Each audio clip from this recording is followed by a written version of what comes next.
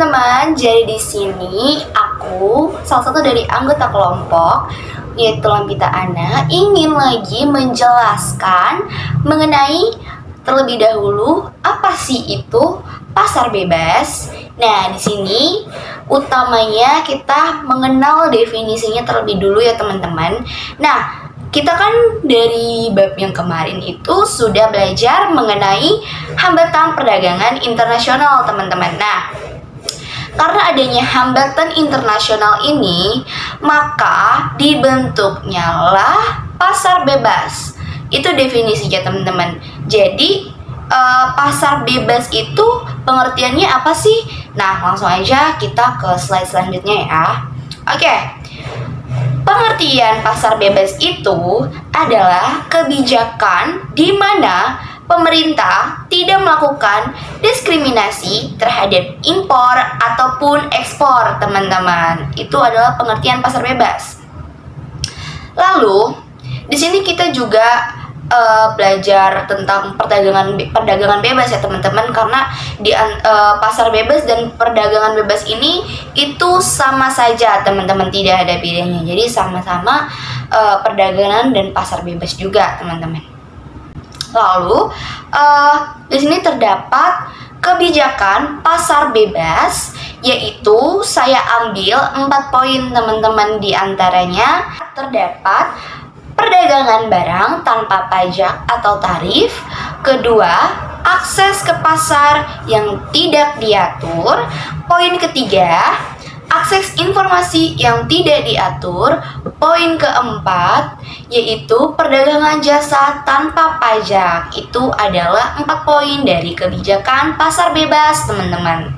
Setelah sudah kita mengetahui mengenai kebijakan dari pasar bebas ini, selanjutnya kita juga mengetahui mengenai latar belakang berdirinya pasar bebas, teman-teman. Nah, di sini saya ambil 3 poin, teman-teman. Poin pertama, munculnya perubahan eksternal, yakni masa transisi terbentuknya tatanan dunia baru. Lalu, poin kedua, keinginan untuk saling memajukan ekonomi negara-negara ASEAN, teman-teman.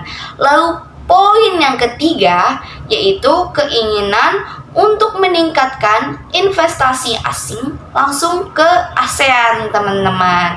Itu adalah 3 poin yang saya temui dari latar belakang berdirinya pasar bebas ini, teman-teman. Nah, selanjutnya, terbuatnya pasar bebas ini juga mempunyai tujuannya loh, teman-teman. Apa sih tujuannya? Yuk kita bahas sama-sama ya. Tujuannya itu ada 5 poin yang saya temui, teman-teman. Yaitu poin pertama, meningkatkan pendapatan negara. Kedua, meningkatkan perekonomian negara. Poin ketiga, memperluas pasar, teman-teman. Poin keempat, menciptakan transfer of teknologi. Dan yang kelima, yaitu memenuhi kebutuhan dalam negeri, teman-teman. Nah, dari pasar bebas ini juga dia mempunyai badan organisasi, teman-teman, atau badan pengelolaan pasar bebas di dunia. Nah, itu ada 5 badan organisasinya. Badan organisasi pertama ada MEA, kedua ada AFTA, ketiga ada APEC, keempat ada ME, dan yang terakhir ada WTO. Nah, poin yang akan saya bahas dari badan organisasi ini lebih dalam dan lebih lanjut adalah badan organisasi AFTA.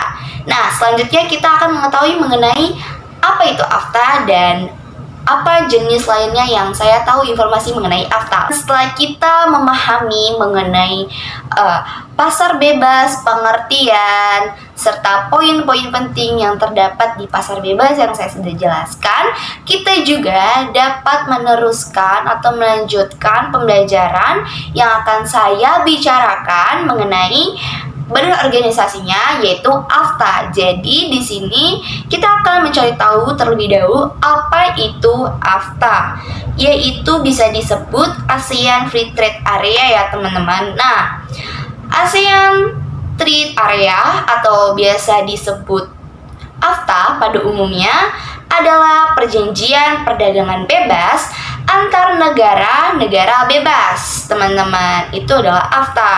Dicatat ya, teman-teman. Lalu selanjutnya, AFTA ini juga sama seperti pasar bebas. Dia mempunyai latar belakang pembentukan dari AFTA sendiri, teman-teman.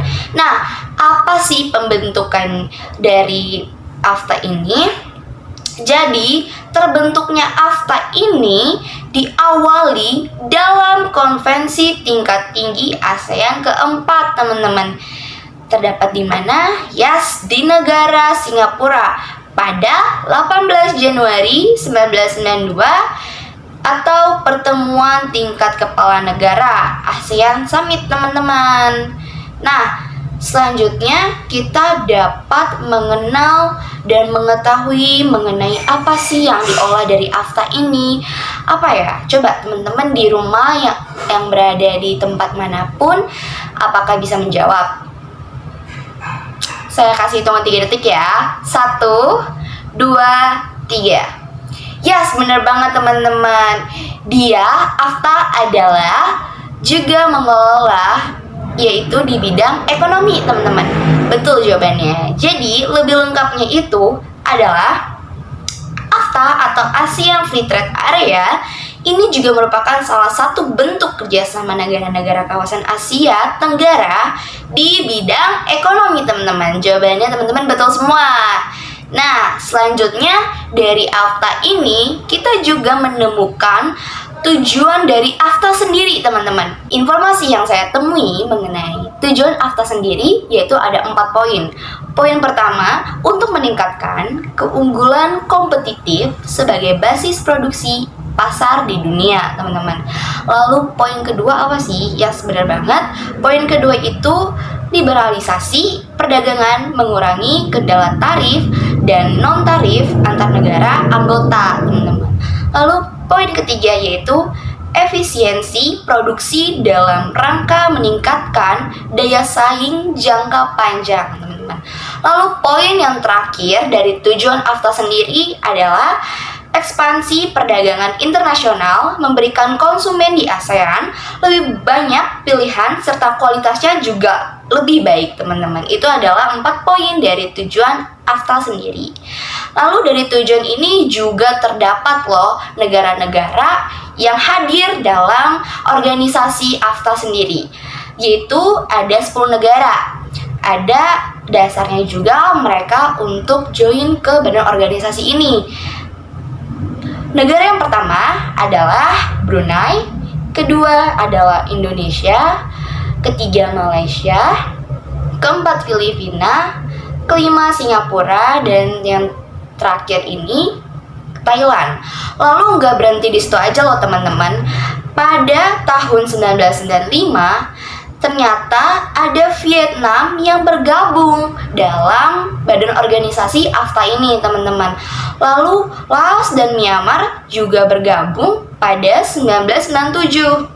Dan yang terakhir ada Kamboja yang bergabung pada tahun 1999. Jadi total dari negara yang mengikuti badan organisasi ini adalah 10 negara, teman-teman. Demikianlah presentasi dan penjelasan mengenai pasar bebas dan badan organisasi yang saya jelaskan, yaitu badan organisasi AFTA. Sekian presentasi dari kami. Terima kasih.